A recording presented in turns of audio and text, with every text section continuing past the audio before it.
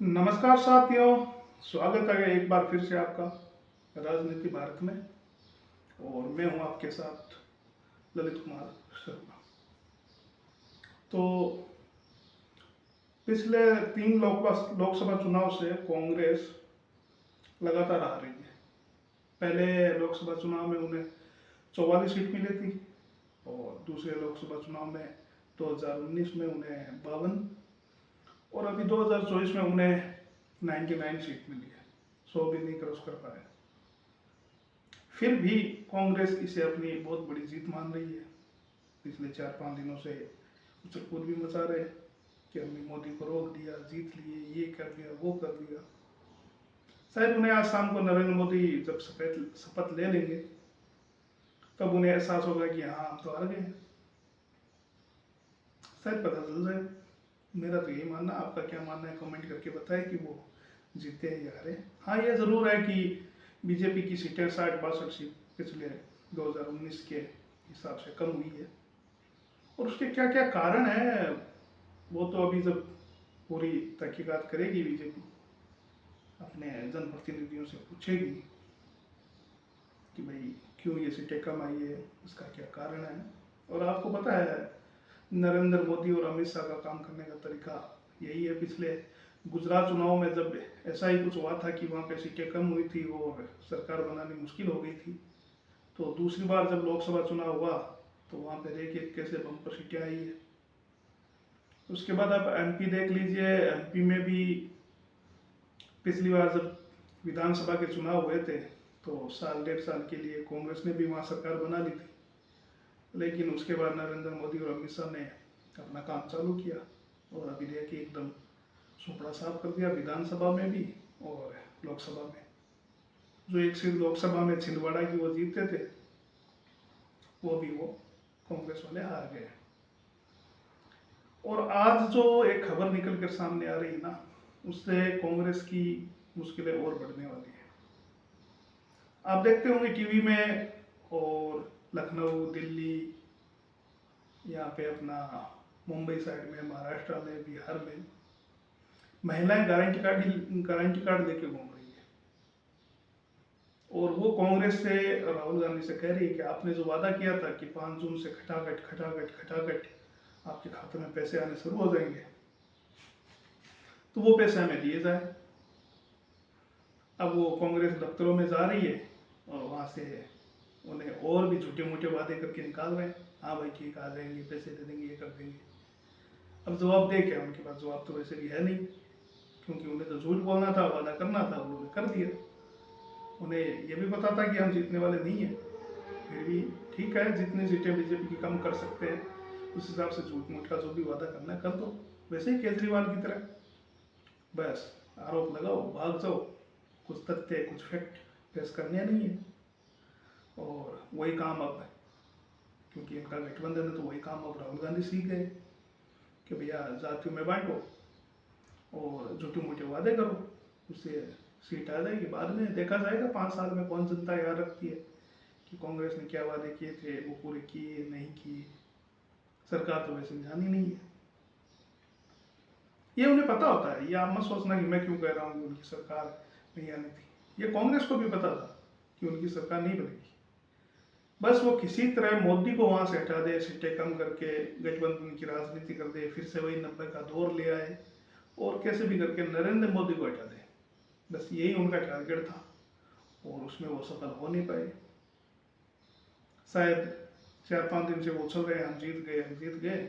तो आज शाम को जब नरेंद्र मोदी जी शपथ ले लेंगे, फिर से देश के तीसरी बार प्रधानमंत्री बनेंगे, तो शायद उनको एहसास हो कि हाँ, हम जीते नहीं, हम तो हारे। वो इसलिए कर रहे हैं कि अपने कार्यकर्ताओं का मनोबल बढ़ता रहे कि हाँ जी, हम जीत गए। लेकिन कार्यकर्ताओं का मनोबल आप कितने दिन ऐसे झूठ मूठ का उछल उछल के, मेंढक की तरह उछल उछल के आप सहारा लेके कितने दिन तक उनका मनोबल बढ़ाएंगे। पता तो उन्हें भी है कि 2014, 2019 और 2024 हम हार गए, और 29 का भी पता है नहीं उनको अभी। लेकिन नरेंद्र मोदी और अमित शाह ने यह देख लिया कि यूपी में क्या हुआ, राजस्थान में क्या हुआ, महाराष्ट्र में क्या हुआ। अब इसकी पूरी जांच करेंगे वो लोग, और कहाँ कहाँ कमी रह गई, किसने भीतरघात किया, क्या योजना चली क्या नहीं चली।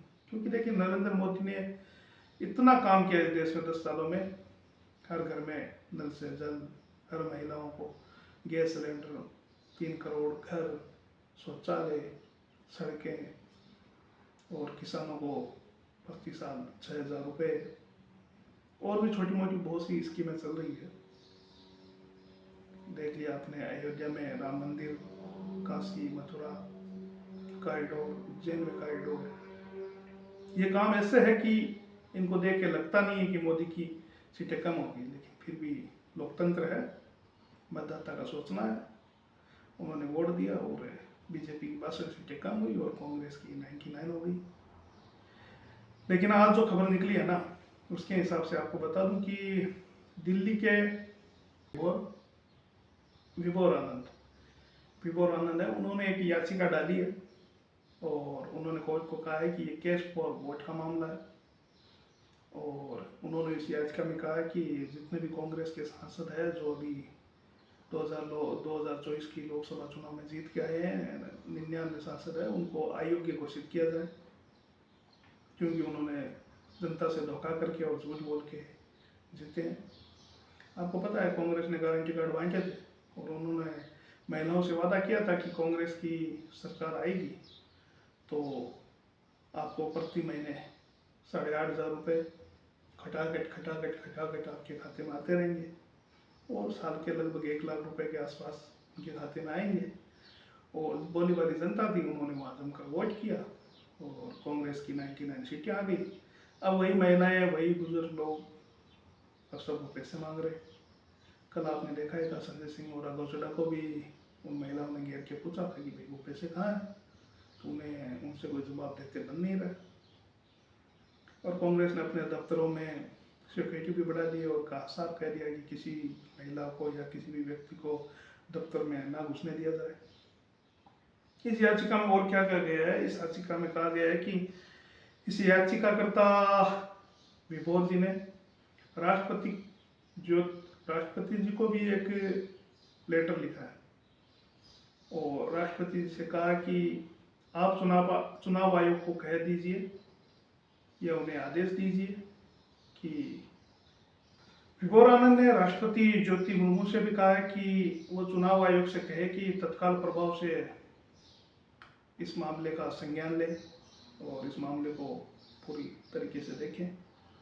उन्होंने कहा है कि जनप्रतिनिधित्व अधिनियम 1951 के तहत धारा 123 के अंदर ये प्रावधान है कि आप तो 23 के तहत ये अपराध है, और दिल्ली स्थित वकील विभोर आनंद ने ये याचिका कोर्ट में डाली है।